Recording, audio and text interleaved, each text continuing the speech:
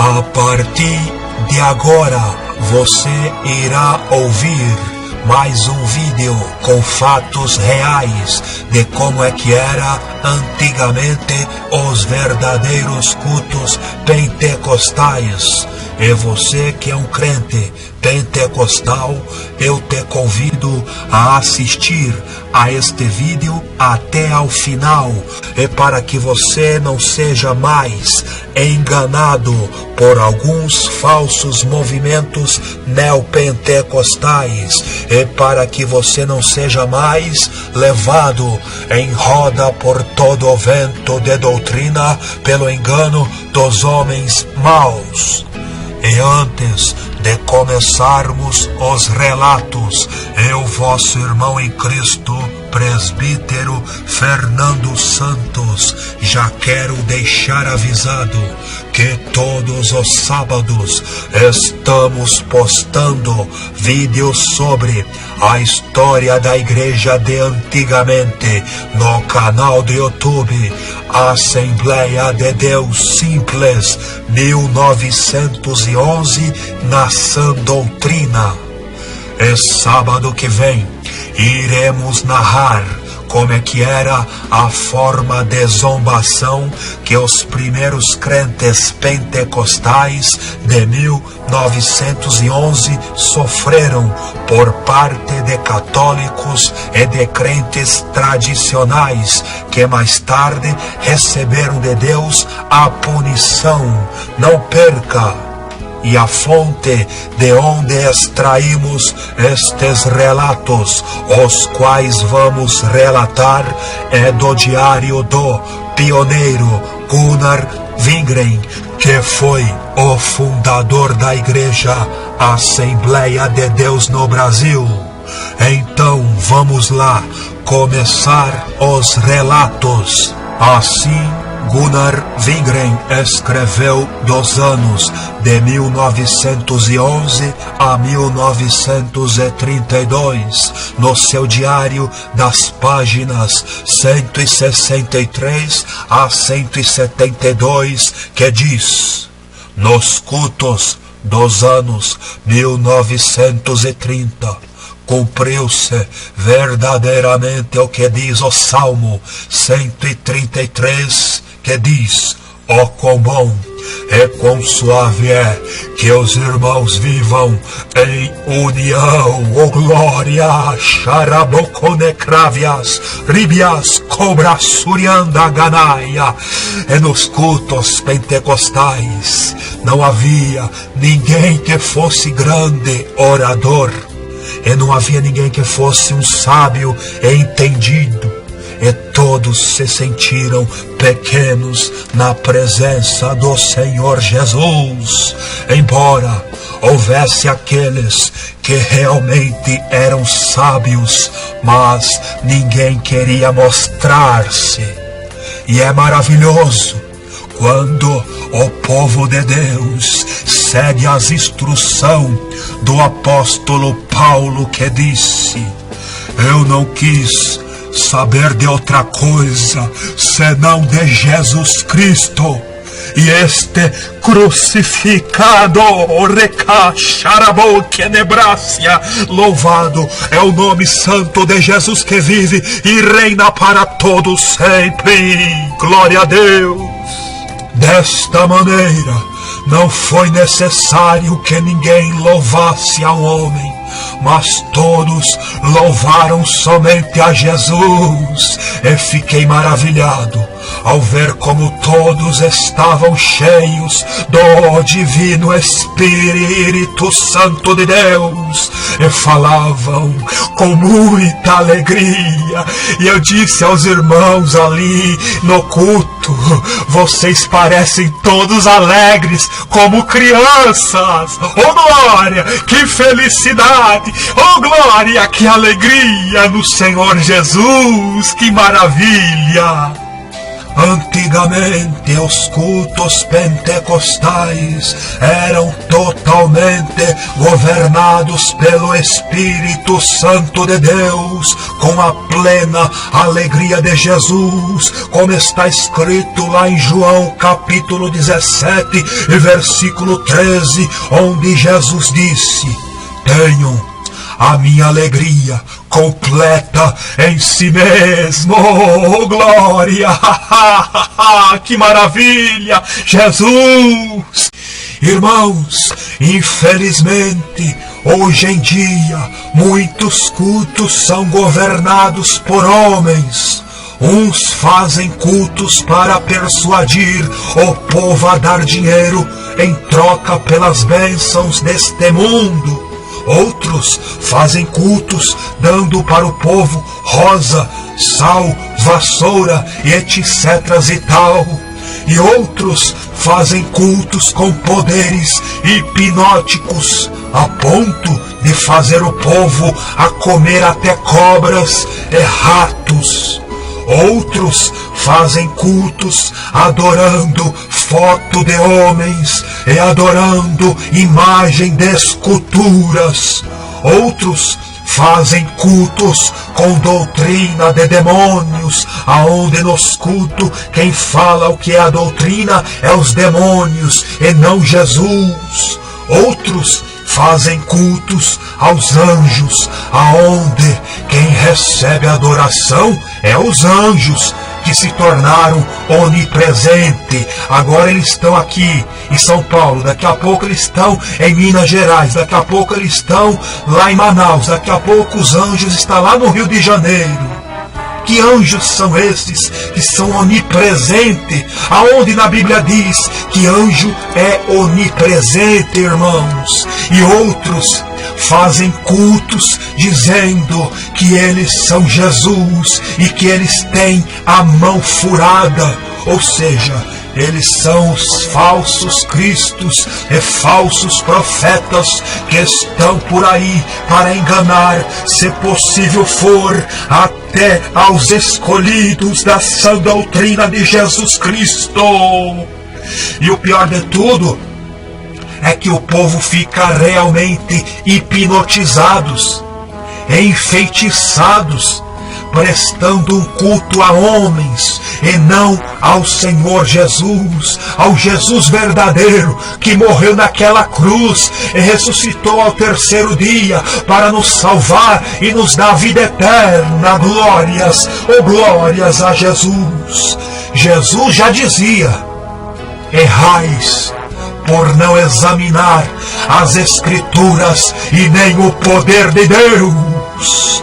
E lendo o Novo Testamento de Jesus, e lendo este livro do Diário de Gunnar Wingren, nós descobrimos que estes cultos que muitos assistem aí pelas igrejas e pela internet não é o verdadeiro culto a Jesus, e muito menos o verdadeiro avivamento dos últimos dias. O verdadeiro avivamento dos últimos dias é aquele avivamento em que nos cultos é pregado o Novo Testamento de Jesus, com a virtude do verdadeiro mover do Espírito Santo de Deus. Aramantone gracia, Rubi que vias comandaraste candarabia, Santo Deus. É quando o Novo Testamento de Jesus é lido na igreja, a mensagem se torna cristocêntrica, com Jesus no meio. E Jesus, ele se faz presente para batizar com o seu Espírito Santo. É onde é o poder da palavra de Jesus que liberta e limpa o pecador, o tirando das trevas para a maravilhosa luz de Jesus. Oh, glórias a Deus! É nosso intuito aqui através deste vídeo não é só relatar como é que era os verdadeiros cultos pentecostais antigos. Não, é também denunciar o que é um falso culto a Jesus. E vamos lá prosseguir em saber como é que era os verdadeiros cultos pentecostais de antigamente.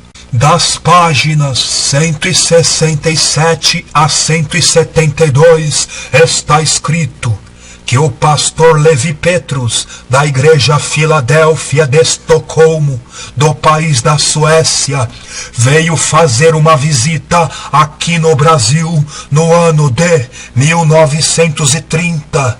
E assim Levi Petrus disse dos cultos assembleanos no Brasil: chegamos no dia 12 de agosto de 1930.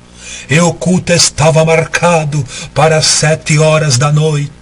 Foi difícil entrar e passar pelos corredores já cheios de gente. Estávamos também apertados da mesma forma no púlpito. Fora do local havia uma multidão, e também junto às portas havia uma multidão.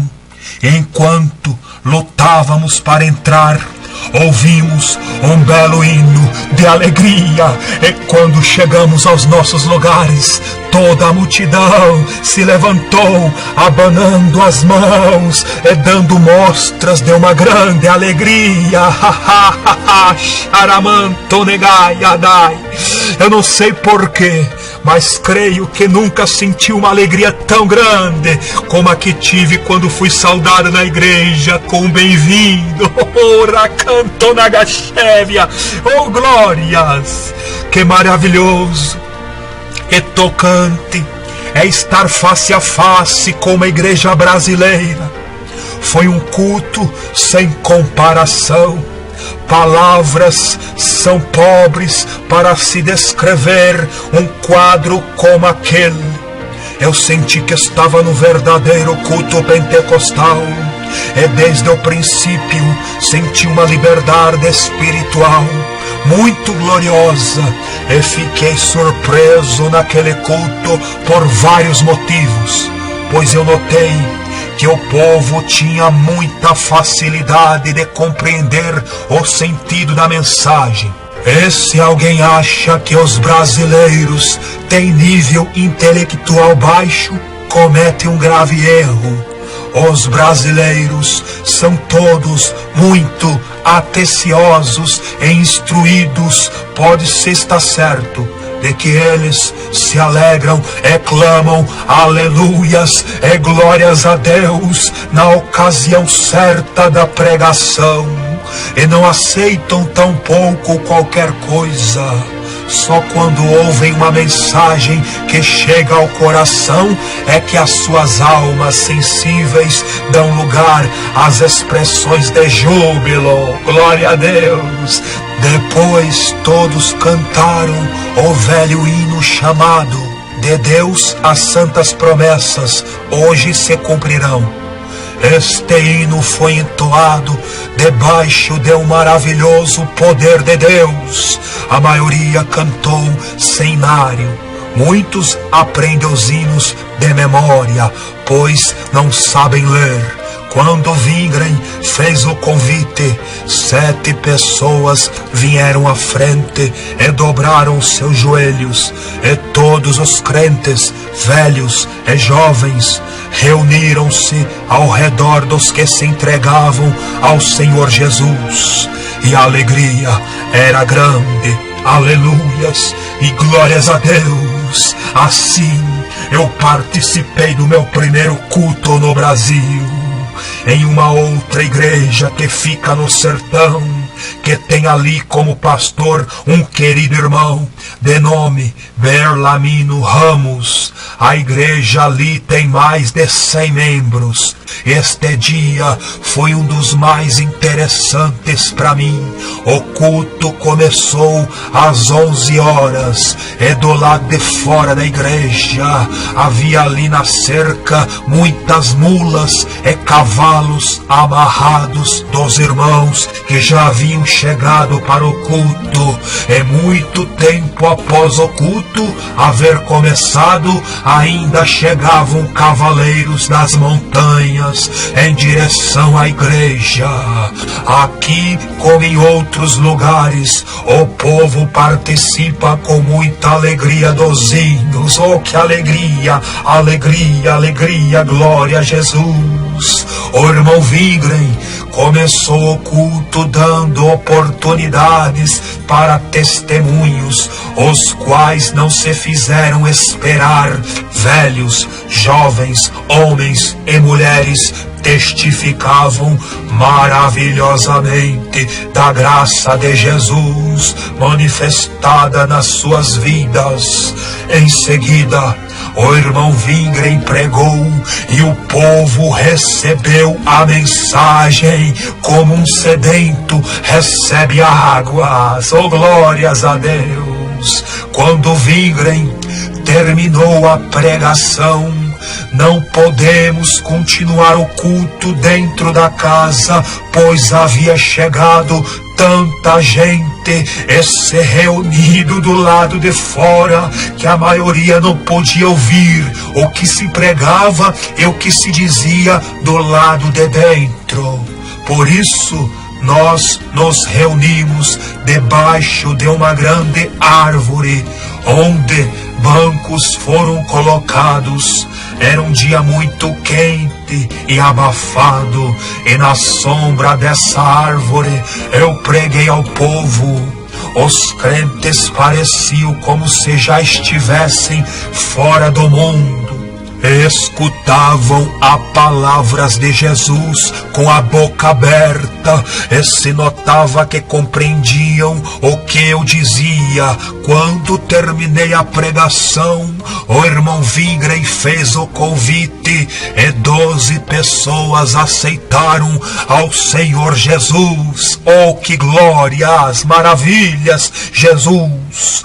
Após uma forte luta na oração, todos se alegraram e jubilaram na salvação que haviam recebido. Depois de outros 2 cultos, chegou a hora da despedida desse lugar e destes queridos irmãos. Foi emocionante ver todos os jovens montados nos seus cavalos fogosos. Muitos deles pareciam com os habitantes primitivos do país, os índios. Quando eles a cavalo foram embora, as suas saudações foi: a paz do Senhor Jesus, que Deus te abençoe.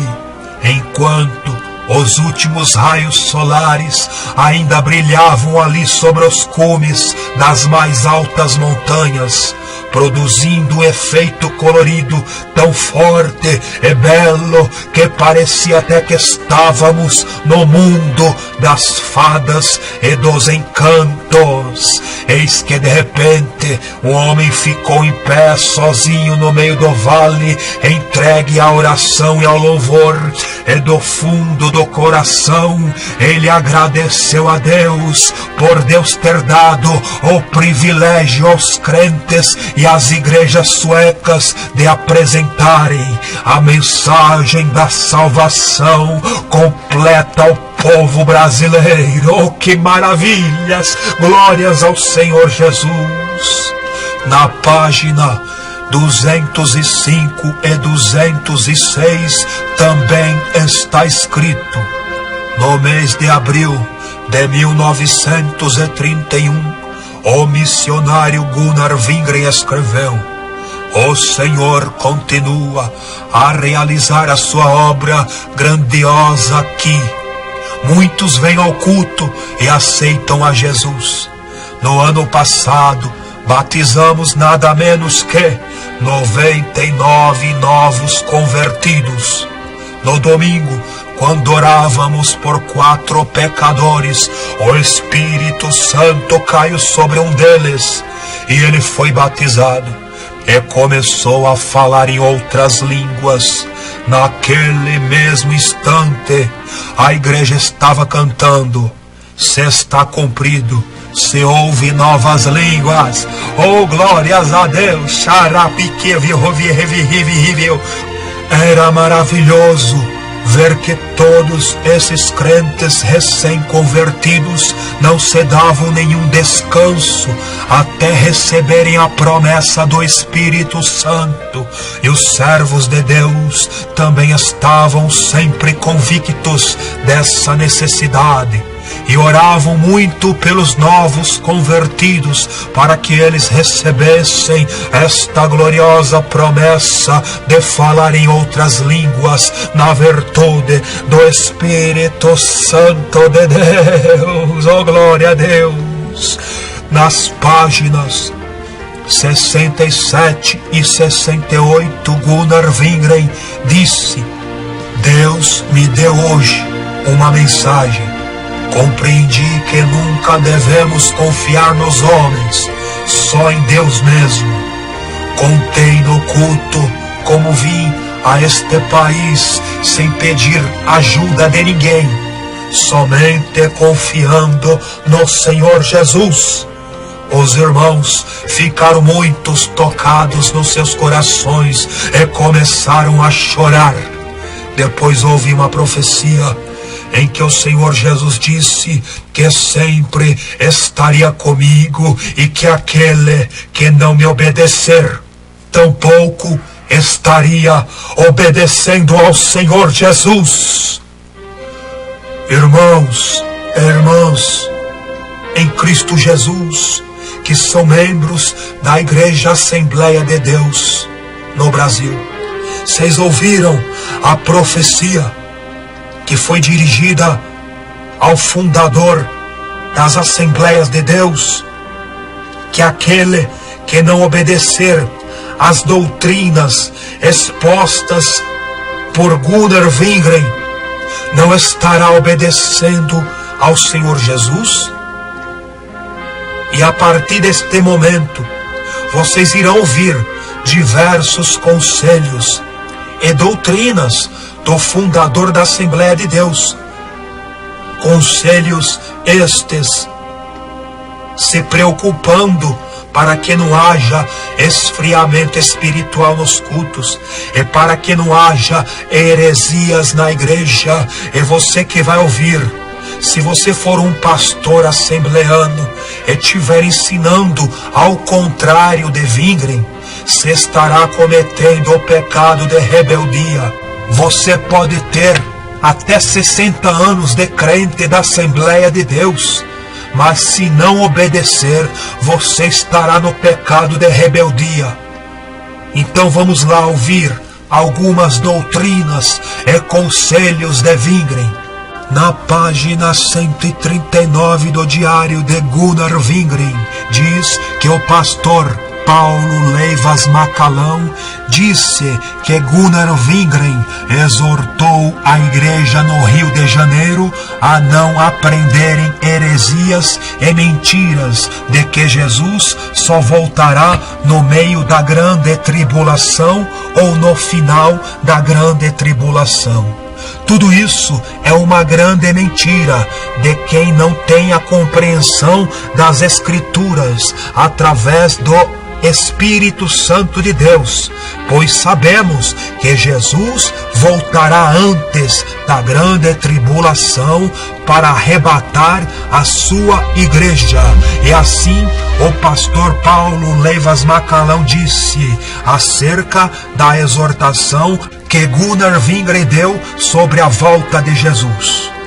Num culto do ano de 1924, no Rio de Janeiro, o irmão Wingren, sabendo que os crentes vacilavam sobre a doutrina da segunda vinda de Jesus, reuniu-se numa sala da casa da irmã Florinda e depois de ler muitas passagens provando a volta de Jesus para buscar a sua igreja, perguntou: devemos crer no homem ou na palavra de Deus?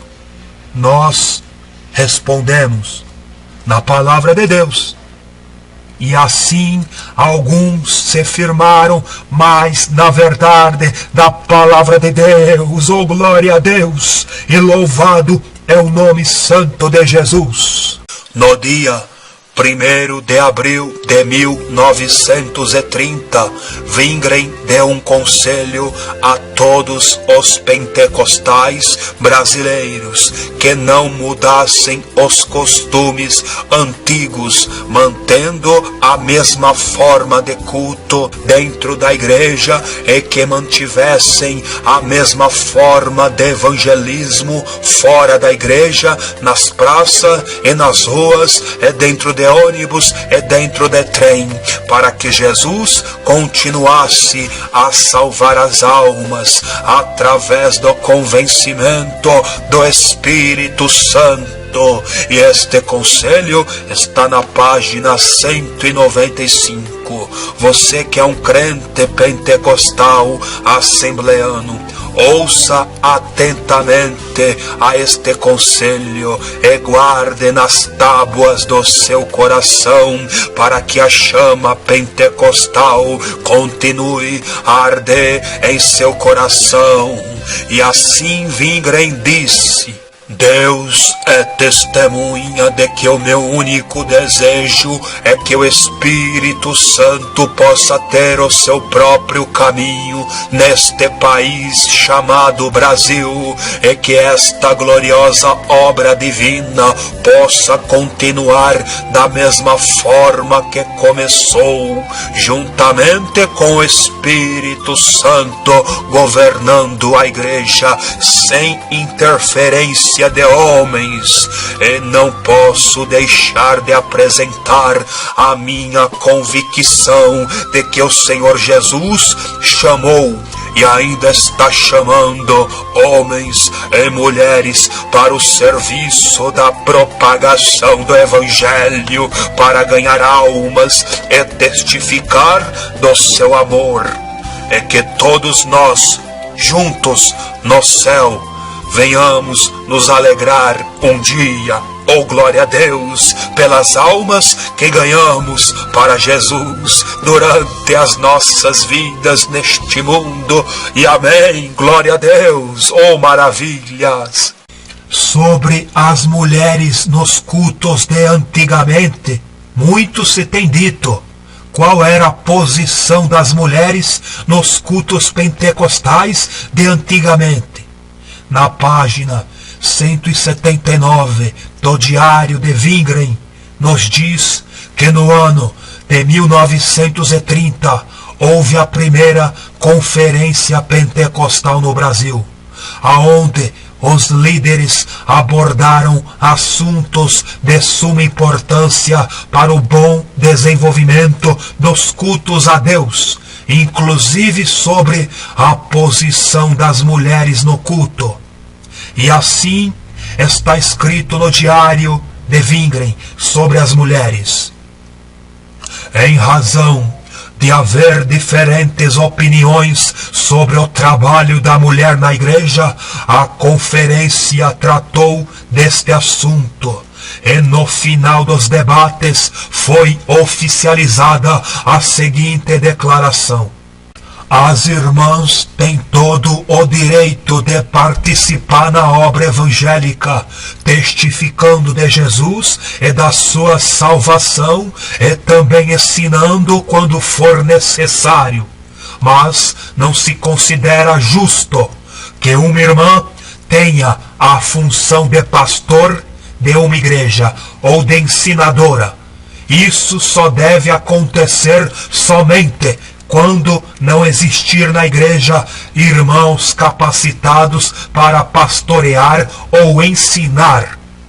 Irmãos e irmãs que estão nos ouvindo, vocês repararam que nas igrejas pentecostais de antigamente, mulheres não eram ungidas a serem pastoras? Então, se tem alguma Assembleia de Deus no Brasil que unge mulheres a ser pastoras, então estão em rebeldia contra aquilo que o fundador da Assembleia de Deus deixou como doutrina a ser seguido. Gunnar Wingren não era machista.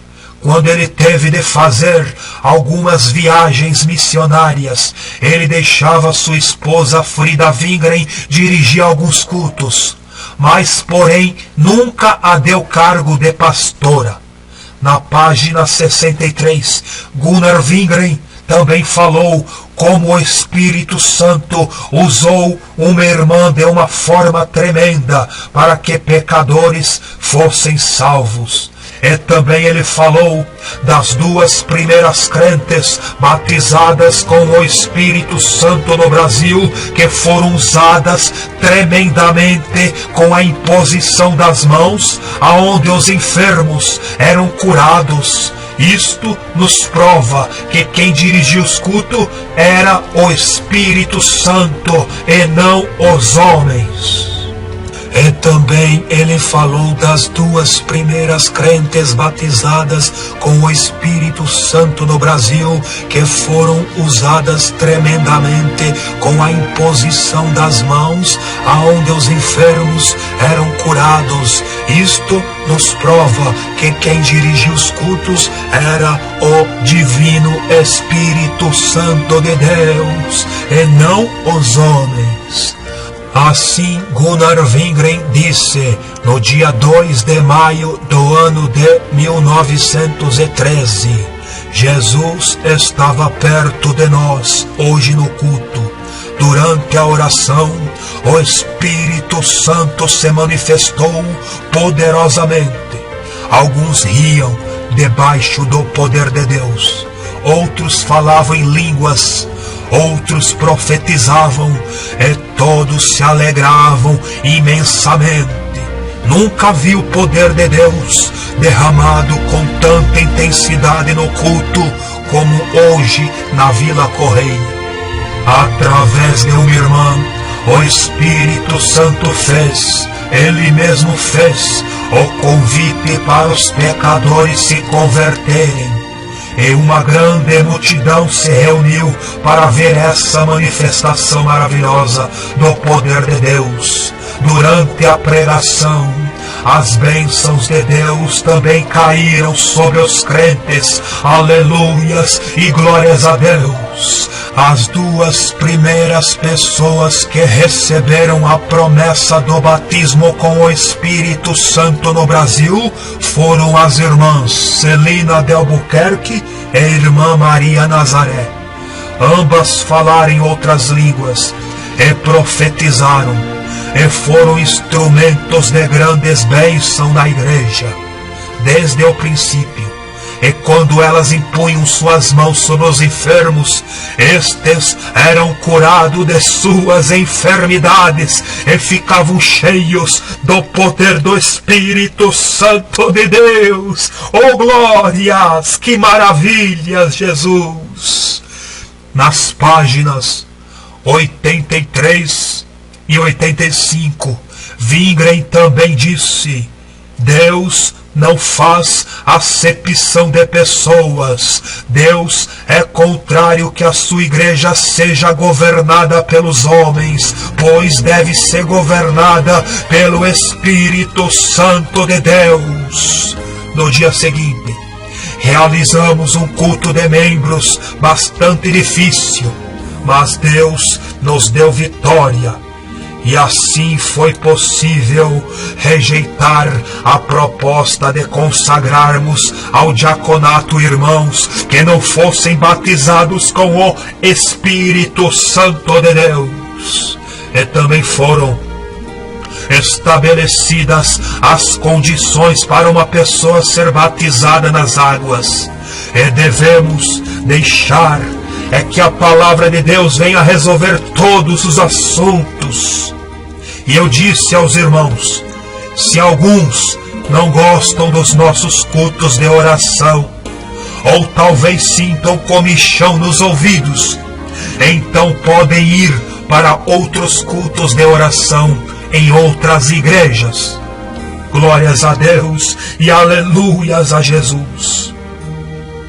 Na página 103 também está escrito: no lugar à beira do rio Amazonas, chamado Miraselvas, Wingren realizou vários cultos e ele comentou: "E Deus deu-me graça para falar seriamente com a igreja ali, pois eu ficara sabendo que tinha havido alguns pecados de adultério. Muitos vieram e confessaram seus pecados. E eu disse à igreja que se um determinado irmão não viesse e confessasse o seu pecado, nós o entregaríamos a Satanás para a perdição da sua carne, mas para a salvação de sua alma, conforme o que está escrito em 1 Coríntios capítulo 5 e versículo 5. E no dia seguinte, este irmão veio e confessou todos os seus pecados.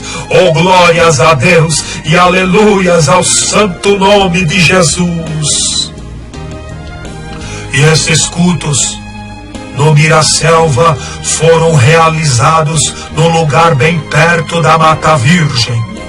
E para chegar até lá, ao acesso do culto era muito difícil, pois ou tinham de remar em barquinhos através de rios dentro da selva, ou caminhar pelas desertas e densas matas, tendo o perigo de encontrar pelo caminho terríveis serpentes e animais devoradores. Apesar dessas dificuldades, muitas crentes chegavam para cultuar a Deus, pois o amor que elas tinham a Jesus superava o medo, pois criam no livramento de Deus. Oh, glórias a Deus e louvado é o nome santo de Jesus. Wingren comentou no seu diário como alguns andavam longa distância para assistir aos cultos e tendo muitas dificuldades a vencer. Um dos crentes caminhou a 6 quilômetros, um outro crente caminhou a 12 quilômetros, e um outro crente caminhou nada menos que 19 quilômetros a pé para prestar culto àquele que morreu naquela cruz, mas foi ressuscitado ao terceiro dia para nos dar a salvação e vida eterna. Glórias a Jesus. Irmãos e irmãs, na página 68 e 81 e 83, vocês vão saber que a Igreja Assembleia de Deus Primitiva de 1911 a 1932 comemorava o Natal nos cultos, não com enfeites, mas com pregações natalícias sobre o nascimento de Jesus e com o propósito da salvação, pois muitos dos visitantes na igreja ainda eram incrédulos e precisavam conhecer do porquê Jesus nasceu e morreu. E nestas oportunidades de culto de Natal, muitos eram salvos com Jesus nascendo no coração deles. Glórias a Deus e aleluias a Jesus. E assim Gunnar Wingren disse sobre o Natal: no culto de Natal, preguei sobre duas causas da minha alegria. Jesus nasceu como meu Salvador e deu uma língua para eu louvar o seu nome. Por isso espero louvá-lo por toda a eternidade. No culto de vigília do Ano Novo, justamente à meia-noite, a irmã Celina Albuquerque profetizou uma mensagem de edificação para a igreja com Jesus dizendo: permanecei no meu amor, pois a minha vinda está próxima. No ano de 1915, Gunnar Wingren fez uma viagem e chegando no dia 20 de dezembro no seu país da Suécia, e dali Wingren viajou diretamente para Ronneby, onde viviam seus pais, e passou o Natal com seus familiares. Gunnar Wingren disse: à tarde, os pastores Levi Petrus e Alfredo Gustafsson vieram visitar-me. E ali na casa dos meus pais cantamos hinos natalinos e oramos juntos e celebramos o Natal, saboreando uma típica comida sueca. Senti muito amor e alegria ao ver meus pais, especialmente a minha mãe, que me recebera na porta. Irmãos e irmãs, estes são os conselhos de um verdadeiro pastor e líder pentecostal. Pois não se enganem, pois tem muitos picaretas no YouTube, fazendo vídeos com doutrinas de homens, ensinando que o crente não pode nem cantar hinos de Natal, e nem pregar sobre o Natal. Irmãos, cuidado, isto te poderá te afastar dos seus familiares e amigos, e todos poderão te achar um puritano, um santarrão. Em vez de você ganhá-los para Jesus, você estará os afastando do evangelho simples de Jesus Cristo. E daí em diante você estará se assemelhando aos hipócritas e fariseus, se tornando em um puritano. A palavra puritano significa o puro, o santarrão, que é puro só por fora, mas por dentro é um malandro, é um sepulcro caiado. Na década de 1960, houve um cineasta brasileiro que já morreu. O seu nome era Amâncio Mazzaropi, e ele fez um filme nessa época de 1960 chamado O Puritano da Rua Augusta, aonde no filme ele era um crente fanático e santarrão, que julgava e criticava tudo e a todos. E no final do filme, o puritano mostra a sua verdadeira face, tirando a sua máscara de santidade e mostrando a sua face de malandro. A única coisa que presta nesse filme é o santificado sendo desmascarado. E isto nos faz ver que realmente nem tudo que reluz é ouro, e que nem tudo que brilha é céu. E outra coisa interessante neste filme é que neste filme ele mostra verdadeiramente como os pentecostais marchavam na rua junto com a orquestra, tocando os hinos em forma de marchinhas. Este foi um modo de evangelismo que verdadeiramente os crentes pentecostais faziam pelas ruas do Brasil dos anos 1930 até 1990.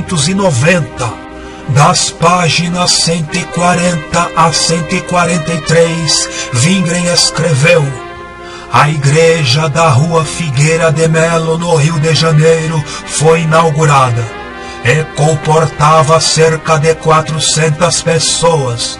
E nos cultos, a irmã Frida Wingren tocava órgão e eu violino. Às vezes, o irmão Wingren e a irmã Frida cantavam hinos e tocavam violão. Depois, o irmão Varjão organizou o coro.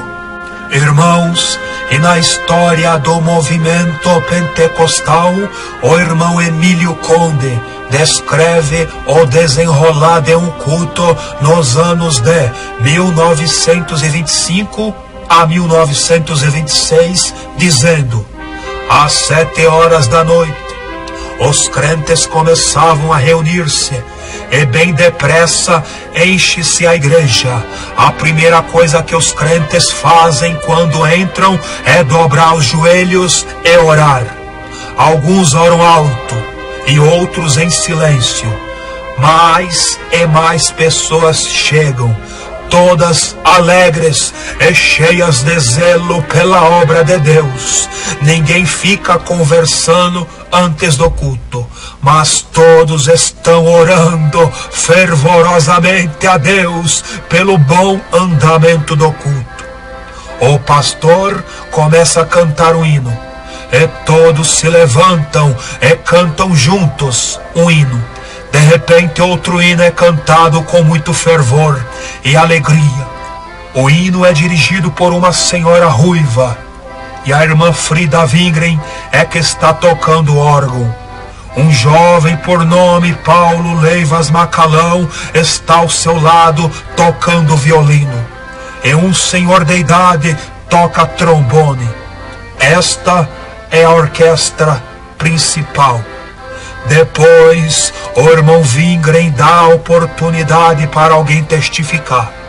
E cada palavra é acompanhada com exclamações de alegria e gozo pela igreja. Laguechuquemanchonaga Santo Deus. Os que testificam são pessoas simples, mas falam com muita autoridade. E cantam de maneira bastante simples, mas essa simplicidade toca profundamente os corações dos ouvintes, pois o Espírito Santo faz com que as palavras do hino tornem-se vivas aos corações. Oh, glória a Deus! O culto continua de forma simples, mas todos sentem que estão no lugar santo. E a irmã Frida Wingren deixa o órgão, irmão Wingren abre a sua Bíblia, lê 2 versículos, e olha para cima e começa a sua pregação da palavra de Deus. E ele não parece um orador retumbante, mas cada palavra que pronuncia é como uma flecha que vai diretamente aos corações dos crentes. Estes louvam o nome do Senhor Jesus, enquanto os incrédulos se sentem alcançados pela mensagem, oh glória. Depois vem o convite e várias pessoas levantam a mão como sinal de que desejam ser salvas. E os que estão buscando a salvação vão para a frente e é feita a oração por eles. E depois canta-se mais um hino. Assim foi um culto observado pelo escritor Emílio Conde, que teve a oportunidade de participar de um destes cultos realizado na rua Figueira de Melo 363, no Rio de Janeiro. Irmãos e irmãs que estão nos ouvindo, vocês repararam bem que os instrumentos que se usavam nos cultos para adoração a Deus eram o órgão, e o violino, e o violão, e o trombone?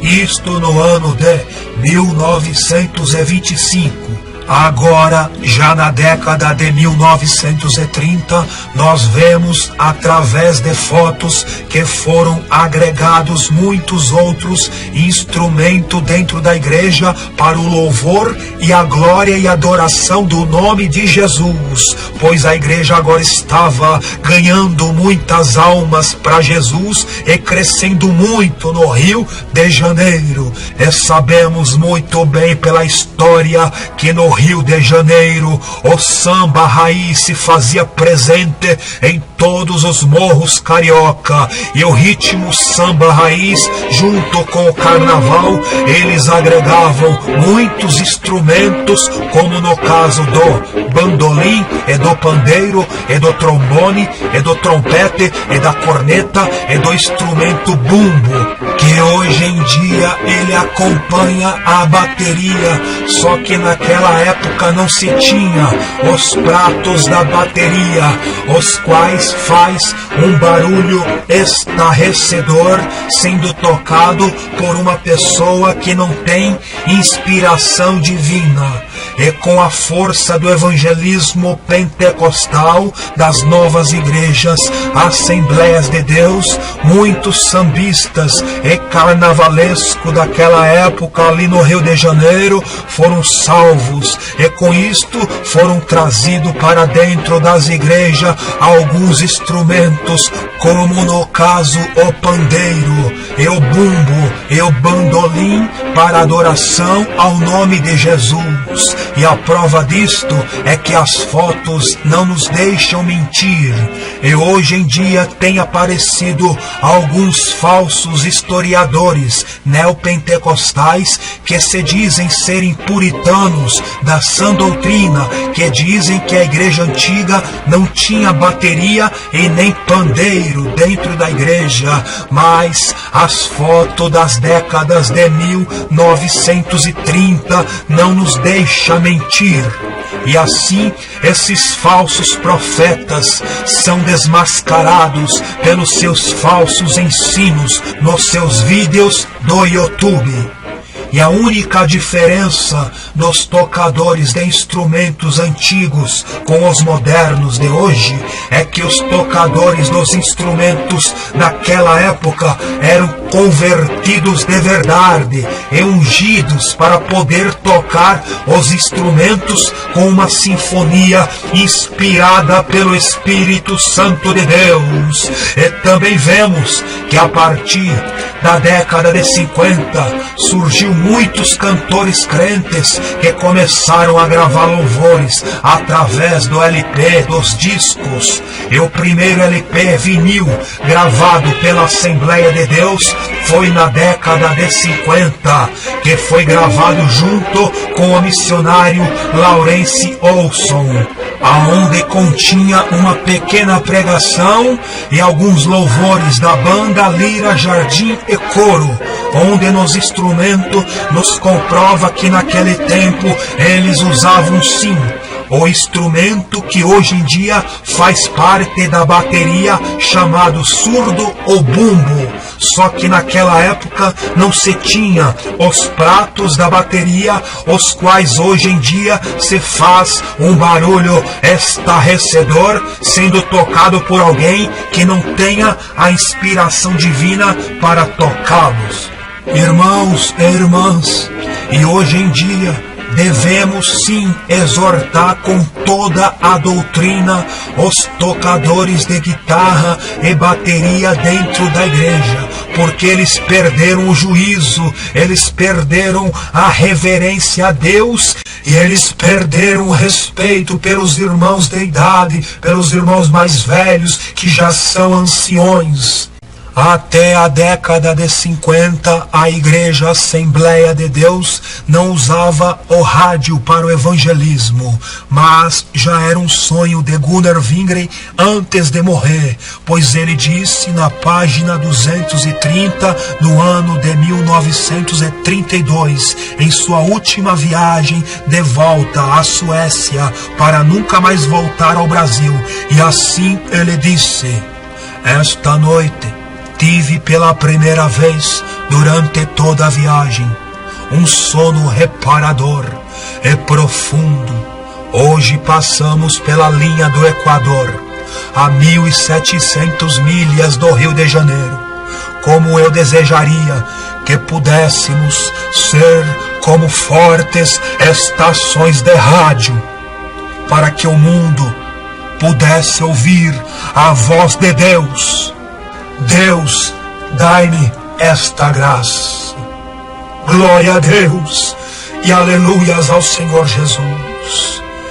Gunnar Wingren, ele respirava almas, ele respirava salvação, ele respirava a obra missionária, ele respirava Jesus, o Espírito Santo. Ele queria compartilhar aquilo que um dia ele recebeu de graça. E por isto ele sentia esse desejo de usar todos os tipos de instrumento que fosse possível para alcançar almas para Jesus. Não é à toa que a Assembleia de Deus, até 1930, já tinha duas gráficas, uma em Belém do Pará e a outra no Rio de Janeiro, produzindo jornais pentecostais falando sobre a igreja no Brasil. Irmãos e irmãs que estão nos ouvindo, Este sonho e desejo de Gunnar Wingren de poder usar o rádio para anunciar o Evangelho de Jesus Cristo não foi concluído, foi porque Jesus o recolheu, o levou para morar no céu. E Gunnar Wingren só não usou rádio aqui no Brasil é porque na década de 30 o rádio ainda era limitado à população brasileira. E foi só na década de 1940 que veio o rádio a ser vendido para toda a população.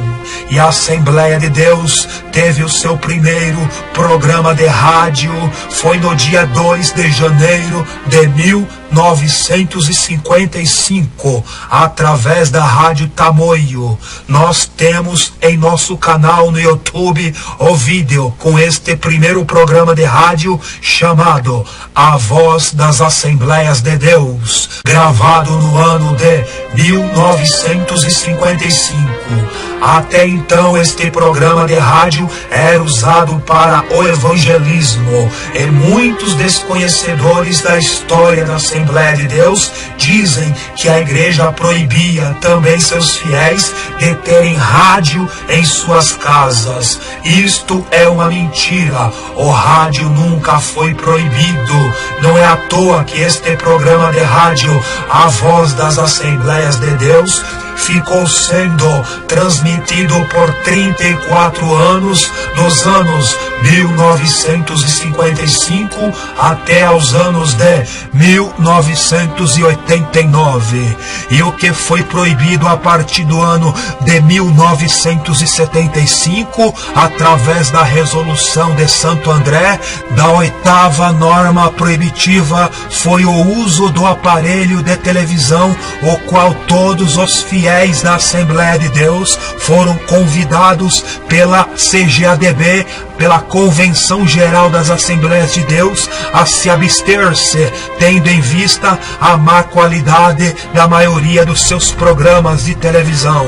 E realmente foi de suma importância a igreja ter proibido a televisão no ano de 1975. Mas vocês querem saber a verdade? A igreja proibiu foi tarde demais a televisão, pois a televisão tinha que ter sido proibido já na década de 1950. E não só a televisão, o rádio também deveria ter sido proibido, porque justamente na década de 50 para 60, o mundo viveu tempos dourados, com o surgimento de culturas musicais, como no caso do rock and roll e a jovem guarda, o soul e o blues. E o rádio se tornou algo frenético e proliferador destes ritmos musicais. E o perigo do rádio não foi só as músicas. No rádio, já na década de 1940, já tinha as transmissões de radionovelas e de filmes radiofonizados, que laçou muitos crentes pelos ouvidos, fazendo os crentes pecarem dentro de suas próprias casas, aonde deixavam de ir para a igreja para ficarem em casa ouvindo as programações de rádio. E com isto muitos crentes, já nas décadas de 60 para 70, já se desviaram por causa das novelas e dos filmes, e por causa do programa do Chacrinha, e por causa da Jovem Guarda, e também muitos crentes se desviaram por causa do cinema e dos filmes do Mazzaropi e de Marilyn Monroe, e por causa dos filmes de Bruce Lee, das décadas de 60 para 70. Estes foram os anos dourados, onde esses cantores e artistas do mundo fizeram com que muitos crentes fossem iludidos pela força sonora, pela força da comunicação do rádio e da televisão. É por isto foi preciso a proibição urgente da televisão, porque senão a igreja não teria sobrevivido com a sã doutrina até o final dos anos 90, e nesta Convenção Geral das Assembleias de Deus do ano 1975, também foi proibido que as mulheres imitassem as dançarinas da Jovem Guarda e dos programas do Chacrinha, cujas mulheres começaram a deixar de usar saia até a canela para usar mini saia pelas ruas e pelas escolas e pelos comércios e pelos serviços, e através disso a sensualidade começou a se proliferar, o pecado do adultério, o pecado da fornicação, o pecado da prostituição. E agora a igreja teve que se precaver contra isso, para que as mulheres não viessem a se corromper, e através da resolução de Santo André, das normas proibitivas de número 2, 3, 4, 5 e 6, foi proibido a mulher usar traje de homem, e também de usar pintura nos olhos e nas unhas e outros órgãos da face do rosto. E foi proibido as irmãs cortar os cabelos e alterar as sobrancelhas, e o uso de mini saia também foi proibido. E com isto também foi proibido os homens usarem bermudas e regatas, e também jogar futebol, e também jogar loteria esportiva.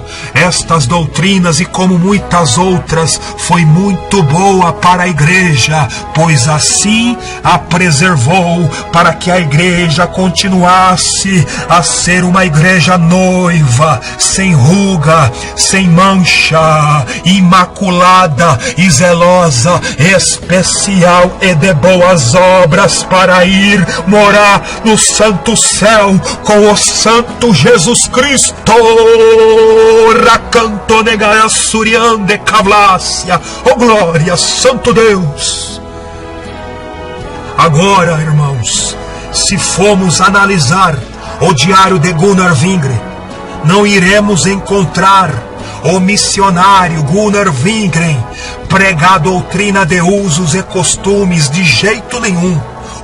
Porque no tempo de 1911 a 1932 não havia moda de mulheres cortarem os cabelos, porque até as mulheres do mundo e as católicas tinham seus cabelos crescidos. E também não havia necessidade de ensinar as irmãs a usarem vestidos compridos, porque até as mulheres do mundo, também as católicas, usavam saias compridas e ainda usavam uma saia por cima da outra.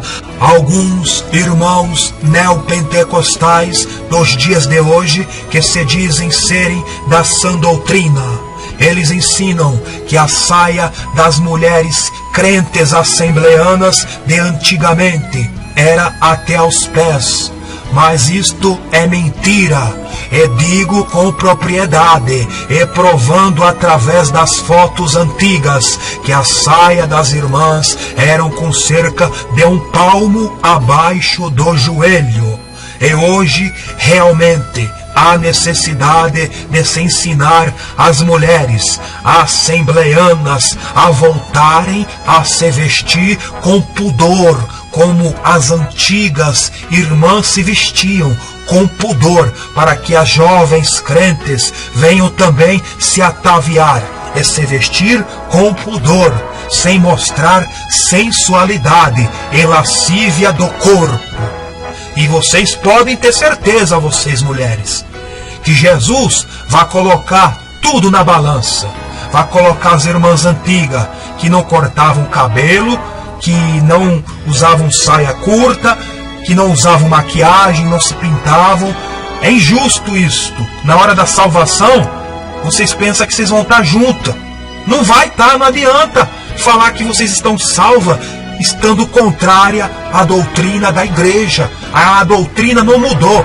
Quem mudou foi os líderes, que abaixou o cajado, deixado de pregar a sã doutrina. Mas a doutrina é a mesma, viu, irmãs? Se cuidem, voltem ao primeiro amor. Irmãos e irmãs, em breve estaremos fazendo 7 vídeos sobre a sã doutrina e explicaremos tudo sobre os usos e costumes que não estão na Bíblia e os que estão na Bíblia. E também falaremos sobre os usos e costumes que foram debatidos pela Convenção Geral das Assembleias de Deus na década de 40 para a década de 70, onde se resultou que era agora proibido as irmãs cortar os cabelos, e era proibido as irmãs usarem saias curtas, e era proibido os irmãos jogarem futebol e usarem bermudas e regatas, e também foi proibido o homem ter barba, e foi só permitido o homem ter o bigode crescido.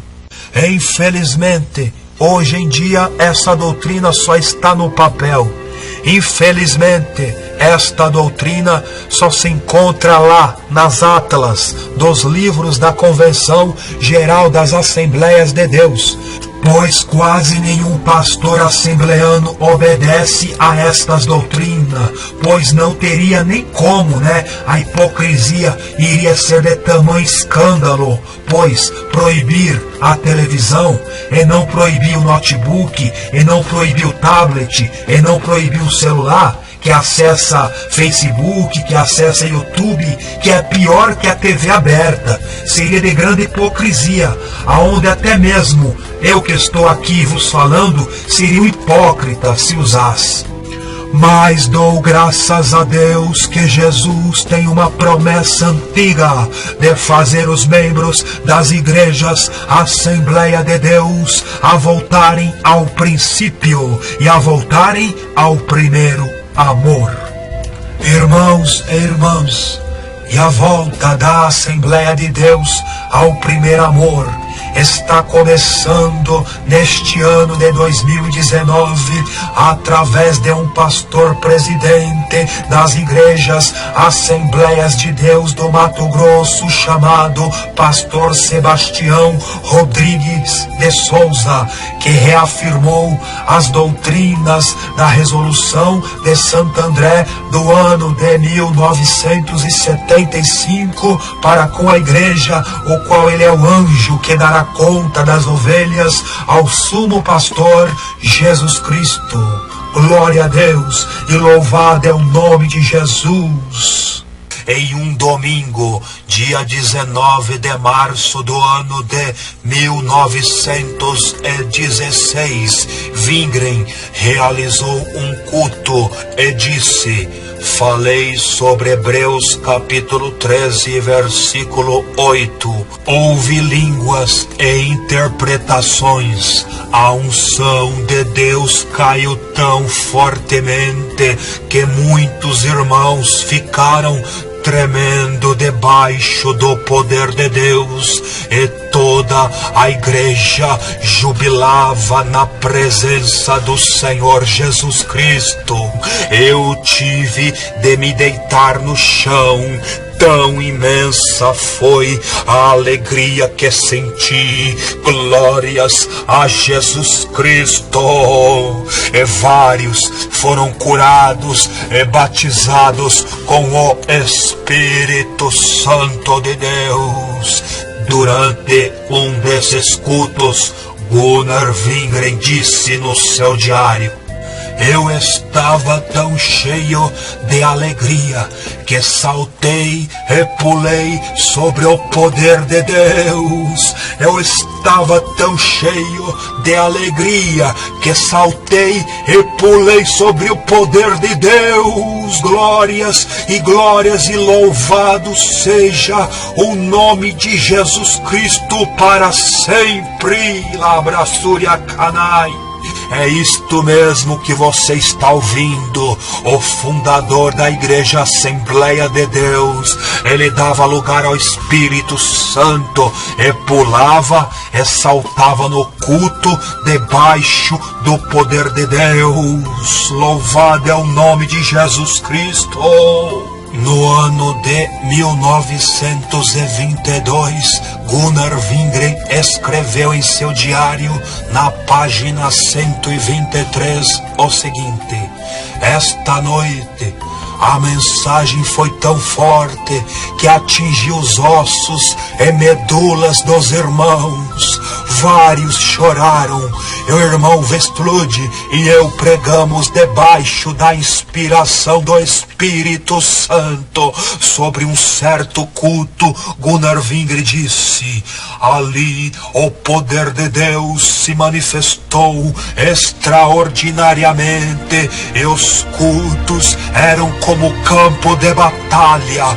Vários irmãos foram lançados no chão pelo poder de Deus. Carabafuria kode kramalachenecracianaiasnai.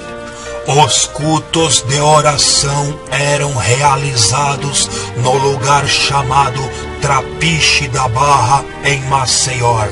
E Gunnar Wingren disse em seu diário sobre um acontecimento sobrenatural que aconteceu nesse culto, e assim ele disse: enquanto eu estava orando, um homem foi alcançado pelo poder de Deus de maneira tão forte que por 2 vezes foi levantado bem alto do chão.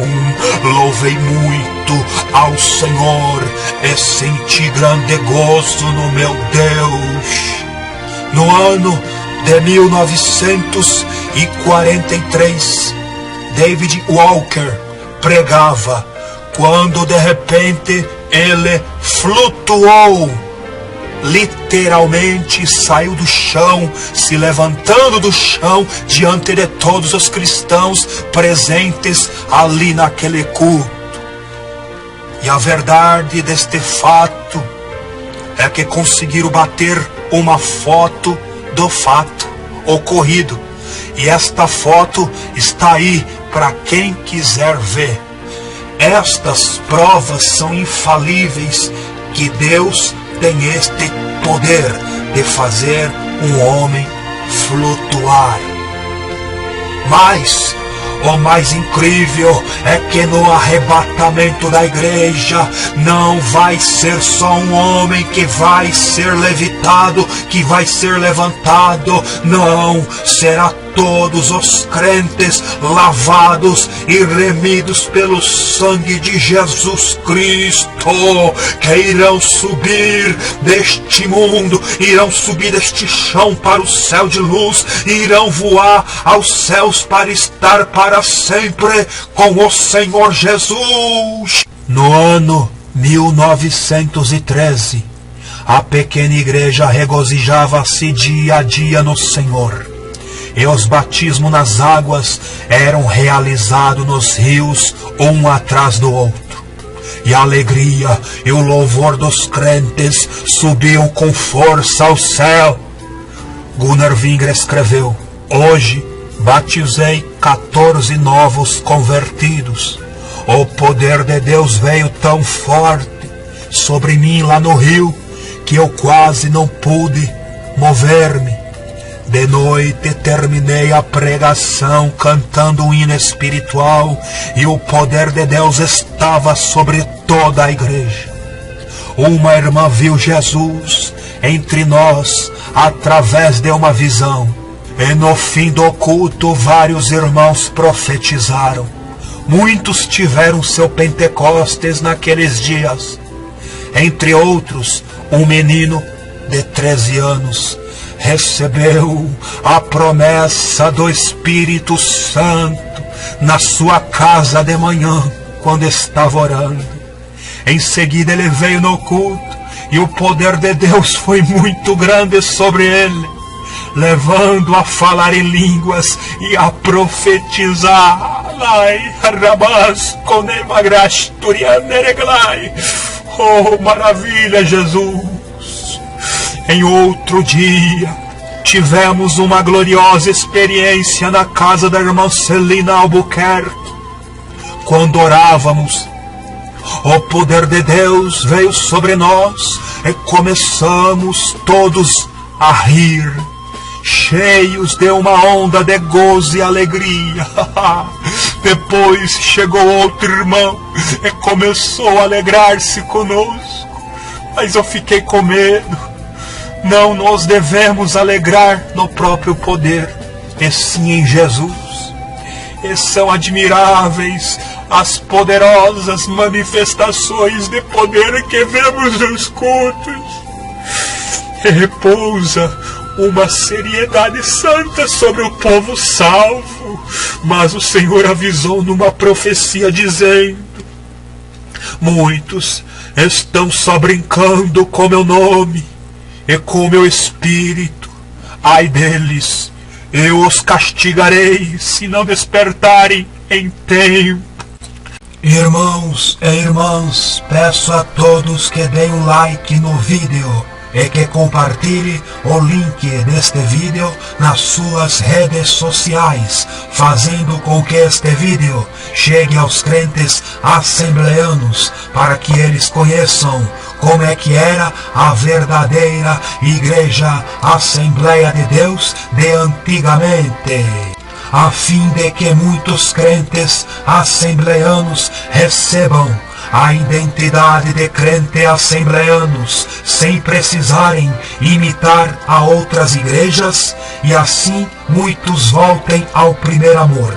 E aqui finalizamos mais um vídeo do canal Assembleia de Deus Simples 1911 na Sã Doutrina. E não se esqueçam, sábado que vem estaremos postando mais um vídeo em forma de transmissão ao vivo. E em breve, todas as quartas, estaremos postando pregações da sã doutrina do corpo e alma e espírito, e sobre a escatologia bíblica, que significa estudo das últimas coisas, a qual fala da volta de Jesus para o arrebatamento da igreja. E assim, meus irmãos e irmãs, eu me despeço de vocês com a bênção referida em 2 Coríntios, capítulo 13 e versículo 13, que diz: a graça de nosso Senhor e Salvador Jesus Cristo, e o amor de Deus, e a comunhão do Espírito Santo sejam com todos vocês. E Maranata, ora, venha Senhor Jesus, e todos digam amém.